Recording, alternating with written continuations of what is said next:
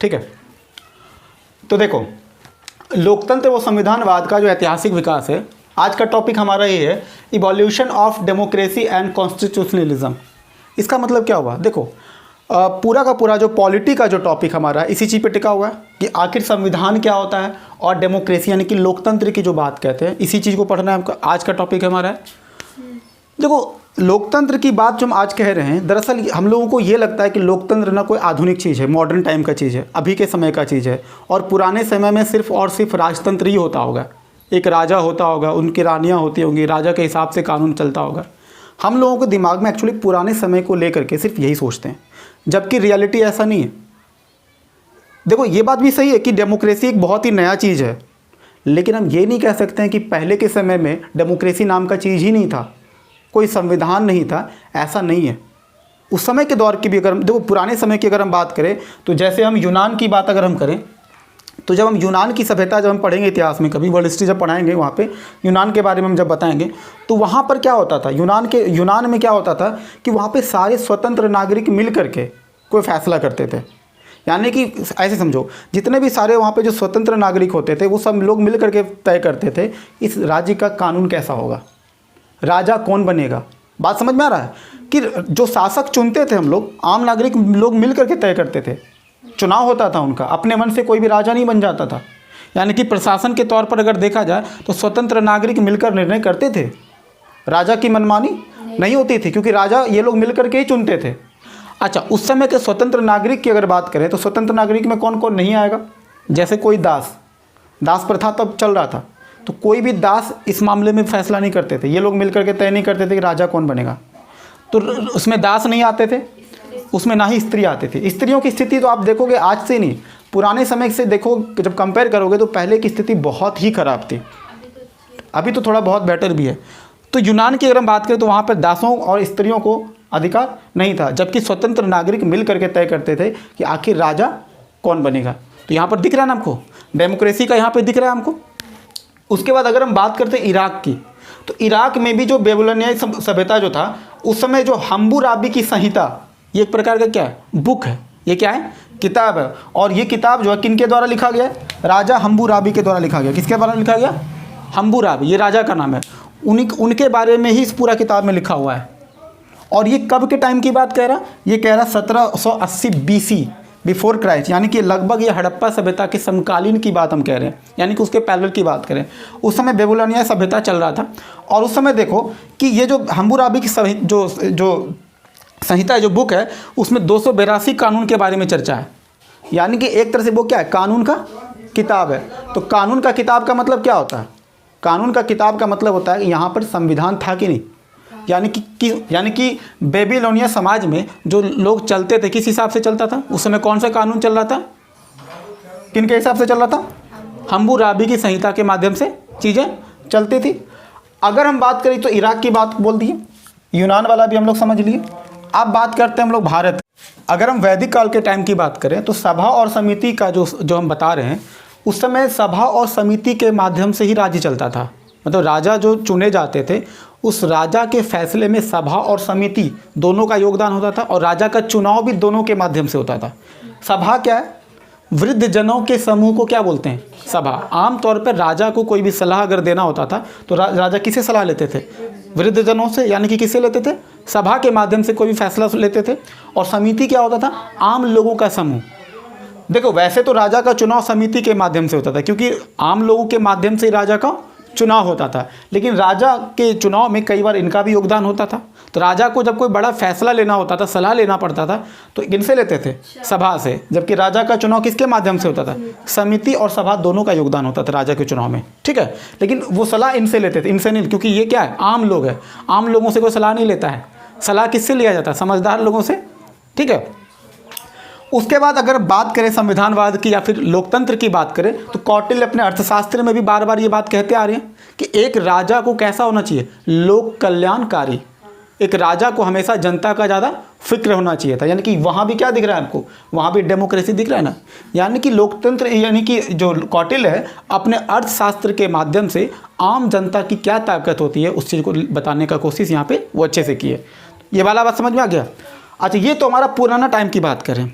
अगर वर्तमान दौर की जो बात कर, जो आधुनिक काल की जो बात कर, देखो वैसे आधुनिक काल का ही ये कंसेप्ट है, क्योंकि देखो ये छिटपुट घटना ही कह सकते हो कि हाँ, ये मतलब क्या कह सकते हो, एक्सेप्शन कह सकते हो कि पुराने समय में इस तरह से भी चीज़ें मतलब कि कॉन्स्टिट्यूशनलिज्म और डेमोक्रेसी के तत्व दिखते हैं, लेकिन अधिकांश जो है पुराना टाइम कैसे चला, राजतंत्र के हिसाब से चला। वहाँ पर लोकतंत्र का तो नाम ही नहीं था।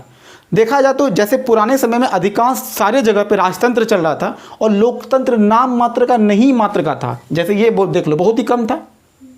जबकि वर्तमान काल की अगर बात करें तो अब राजतंत्र बहुत ही कम देखता है, जबकि लोकतंत्र को लेकर के अब लोग धीरे धीरे जागरूक हो चुके हैं। अब सभी जगह पे, वर्तमान दौर में लगभग सभी जगह पे आपको लोकतंत्र ही देखने को मिलेगा। सब लोग अब डिमांड करें लोकतंत्र का।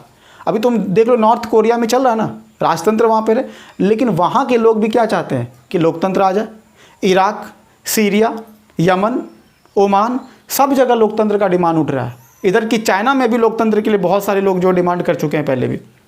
ठीक है, तो अब जो एक एक करके इसको देखेंगे, आखिर जो आधुनिक काल की जो बात हम करते हैं, ये जो लोकतंत्र और संविधानवाद की जो बात करें, उसकी शुरुआत हुई कहाँ से।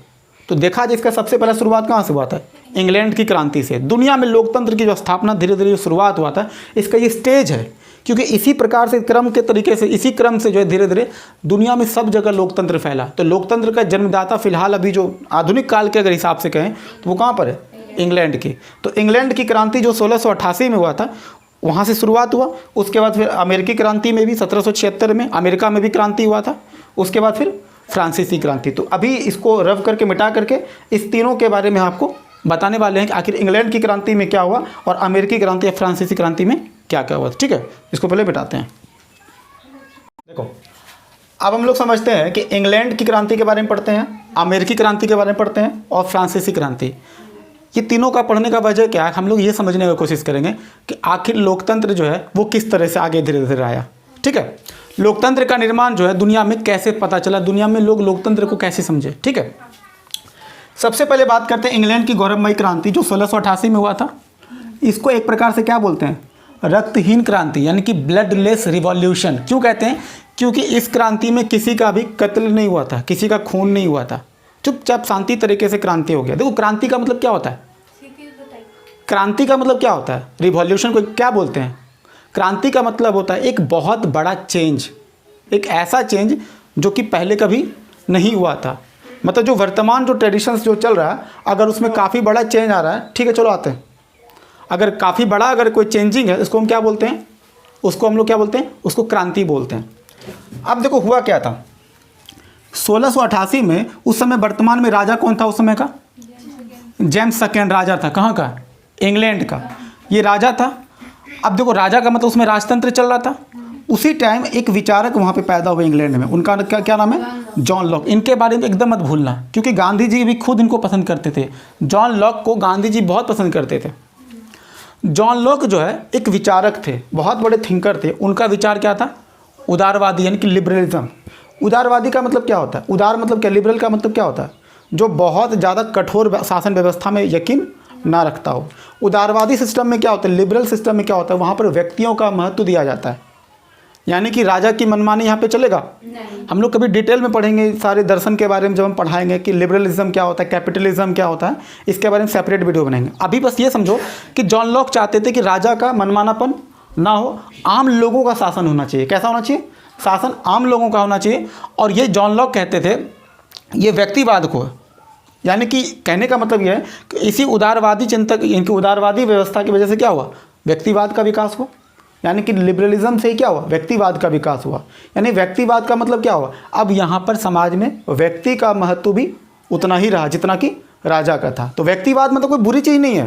व्यक्तिवाद का मतलब क्या होता है, या जहाँ पर कि समाज से ज़्यादा किसको वेटेज देता हो, व्यक्तिवाद। जैसे एक छोटा सा एग्जांपल देते हैं, जब जब तुमसे कोई राष्ट्रवादी बात कहता हो कि नहीं तुमको भारत के लिए ये करना है, देश के लिए ये करना है, देश के लिए मर मिटना है, इसका मतलब वो क्या कहना चाह रहा है, वो तुमसे एक तरह से समाजवादी टाइप का विचार है, जो कि व्यक्ति, यानी कि वो समाज को ज़्यादा प्रायोरिटी देता है, देश को ज़्यादा प्रायोरिटी देता है। लेकिन जो व्यक्ति कहता है कि समाज और देश बाद में, पहले अपना देख लो, तुम अपने लिए जियो, देश के बाद में जी लेना आराम से।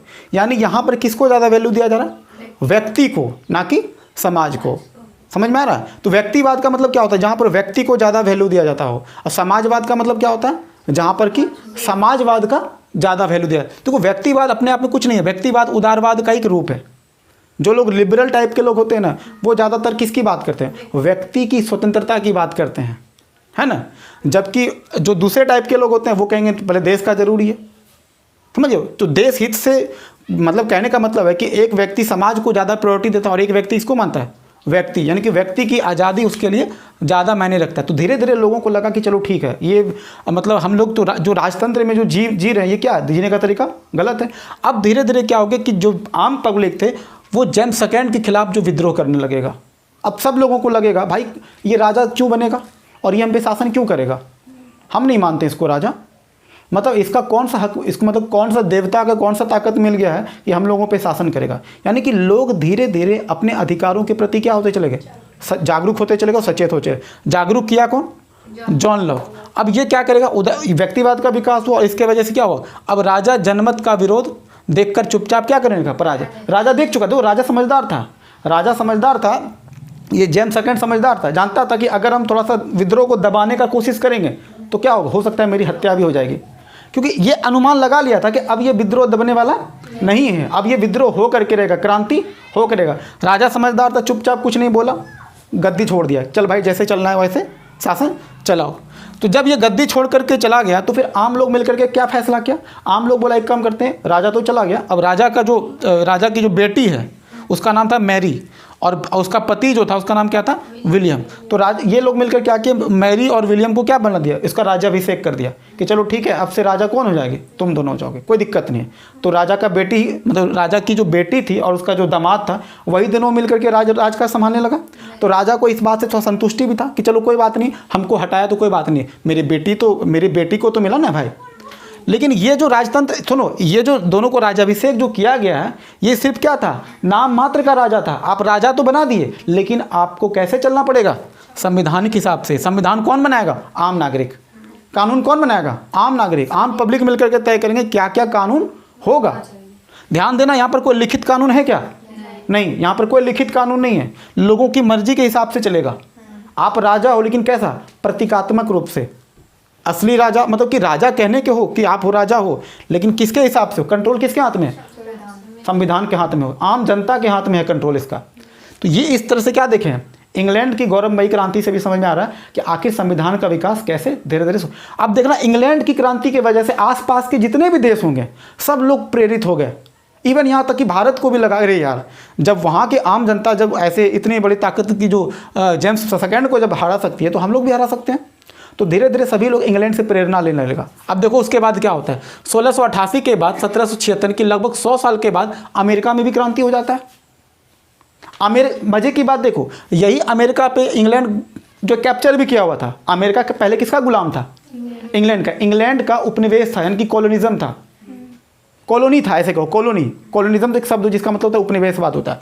तो अमेरिका खुद इसका गुलाम था, इंग्लैंड में क्रांति हुआ और उसी को देख करके ये भी सीखा और ये खुद किसके खिलाफ क्रांति कर दिया, इंग्लैंड के। तुम्ही से सीखे और तुम्ही पर जो है हथियार लगा दिए कि चलो अच्छा है तुम्ही से सीखे है ना।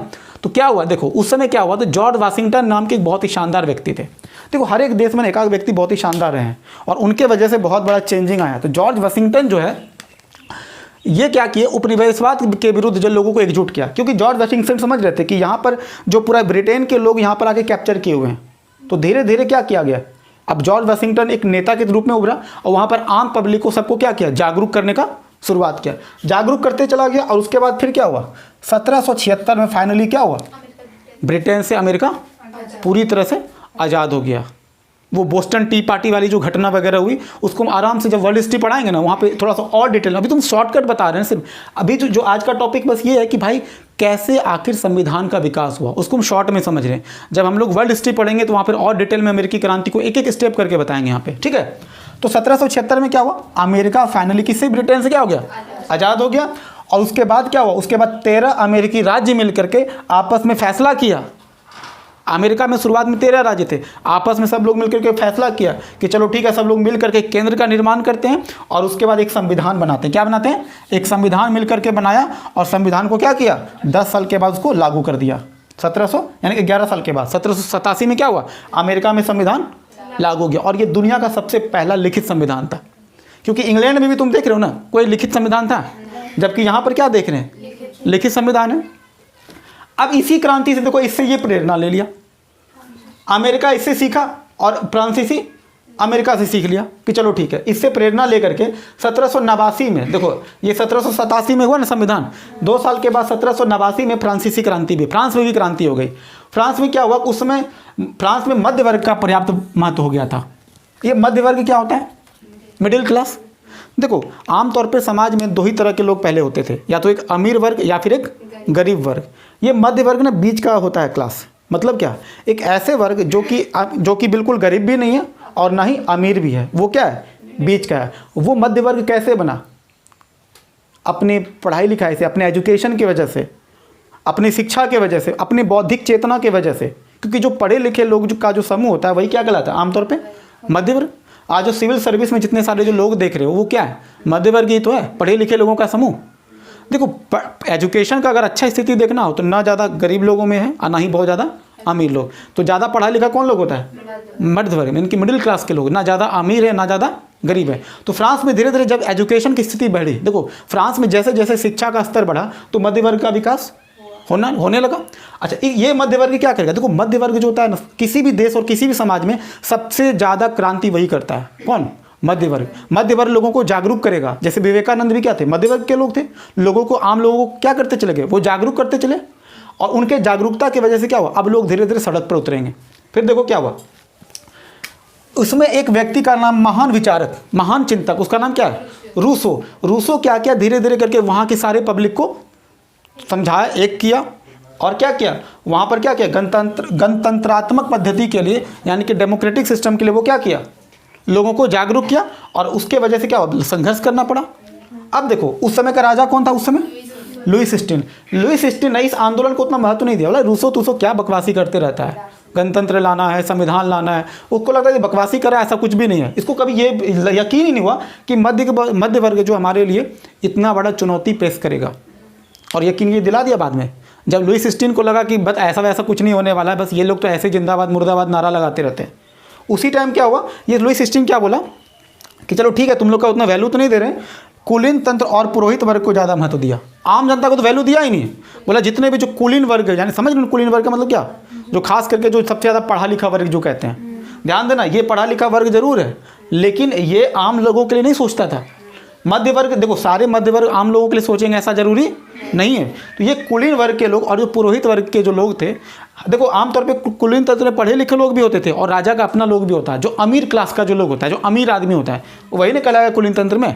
अब इन लोगों को क्या किया, बोला कि नहीं, जब भी शासन होगा शासन में हम इन लोगों को रखेंगे, बाकी आम जनता से हम किसी चीज़ के लिए पूछेंगे भी नहीं, सिर्फ मेरे अपने लोग होंगे, जो अमीर क्लास के लोग होंगे केवल वही रहेगा।